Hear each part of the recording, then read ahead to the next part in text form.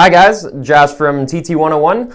Today I wanted to talk to you guys about a minor issue that I've had with my Springfield Armory Saint. And this is actually an ongoing issue that a lot of people have been talking about on the interwebs. So I just kind of wanted to go over what I did to actually remedy this issue without actually having to contact Springfield. Granted, I was going to do this modification anyways, so it kind of worked out regardless. So what the real issue is with this rifle, and it's not in a functionality standpoint, the gun functions just fine. It operates exactly like an AR-15 should operate. I've never had a single issue with it. But this front foregrip and the front ring that holds in the front foregrip has quite a bit of slop to it. So what that did, it translated into the foregrip having a little bit of a shake, which, to be honest with you guys, is a little bit irritating when you're firing. And when I originally did the first couple videos on this gun, I talked about how it really didn't bother me at all, and it's really grown to bother me. So this front foregrip definitely had to go. I was like, yep, we're getting rid of that. And I went with the Daniel Defense Omega rail. Now this is not a cheap rail by any means. I spent $220 on this directly from Daniel Defense, that is, and they sent it with free shipping, so I've kind of found that to be pretty cool. And if you look at the back here, it's very simple instructions on how to install this. All you needed was the Allen key that was provided with the rail, and then a flathead screwdriver, because there's two screws on either side of the rail that actually hold the two pieces together. And then it has this pretty cool system with Allen keys. If you look right here, I'm gonna do a close-up video of all these things at the end of this video, but there's these Allen keys, or excuse me, Allen screws that actually provide back pressure into the delta ring, and that's what actually makes it a free-floated rail. It has no contact at all with this front ring, and I find that to be pretty awesome. When you have a free-floated rail system, it actually translates to better accuracy, which is really nice. Then there's not a whole lot of things clanking around on the barrel when it vibrates due to recoil. So I find that to be really nice. It also came with these soft rail pieces. It's so you don't cut your hands on the rail itself. And this allowed me also to be able to put my LaRue tactical front foregrip on this setup now, and I think it looks pretty awesome. But yeah, like I said in the beginning of this video, it wasn't a huge deal that front ring was causing this grip to have a lot of slop, but it really grew on me in a negative way, and I had to get rid of it. So that's something to consider before you purchase this rifle. Other than that, the gun has been 100% flawless. I mean, I love this rifle. This is my favorite rifle that I own, aside from my World War I rifle that I have. That's a little more fun to shoot than this, I'm going to have to say, but that's just my own personal preference. Some other modifications, if you guys are interested, that I've done to this, and I'm actually done modifying this. I'm leaving this guy the way it sits. I put a Yankee Hill machine flash hider, flash suppressor, whatever you want to call it. There's a zillion names for these.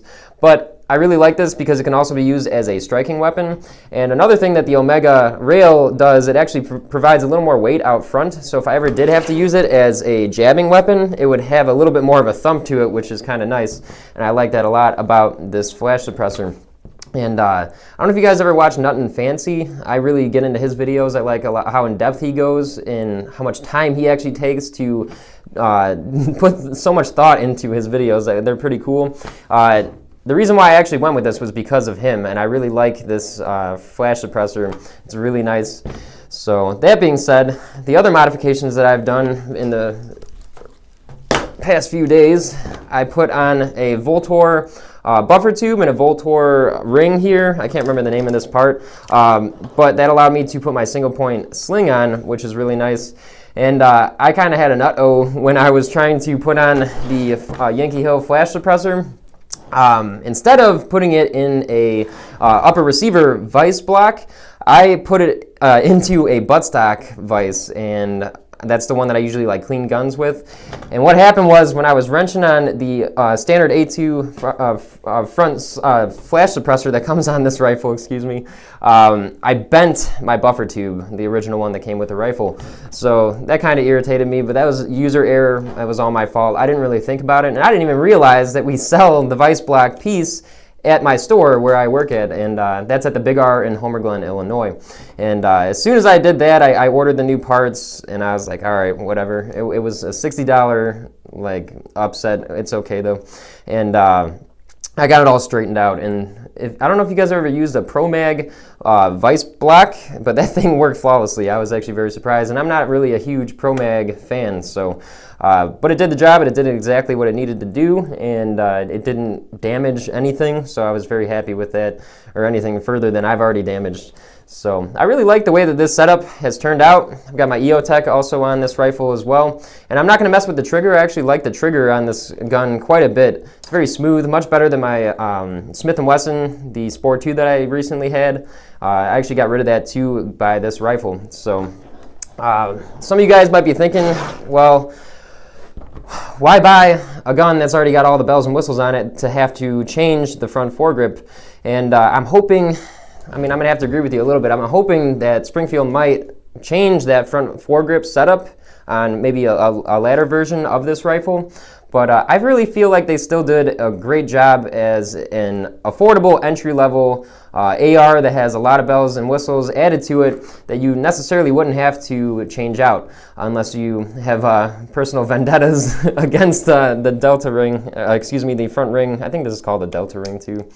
Not 100% on that, but all in all, this is still a really great rifle, and I would highly suggest picking one up. So I think that's going to end it today, guys. And like I said before in this video, I work at the Big R in Homer Glen, Illinois. If you wanted to come check us out over here, we've got quite a big selection.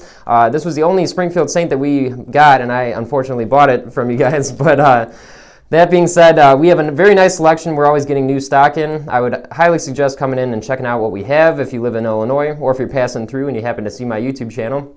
And I'll have all the information as to where I work at in the description of this video, as well as my Amazon affiliate website link. All the sales that go through my website help to support this channel and keep this cool content coming to you guys. So you guys take care and stay tuned for more interesting videos.